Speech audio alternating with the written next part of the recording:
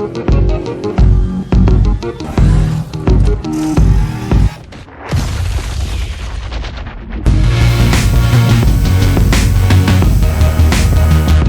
this kind of surface, we recommend to deactivate the electronic stability program.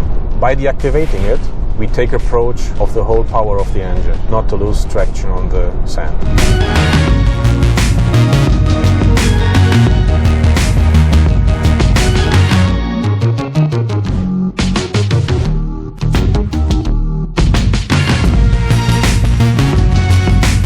We always enter into the dune with a short inclination and always accelerating. We only brake after reaching the center of the dune with the center of our car. Once we are on the top of the dune, we use the inertia to catch already the next dune.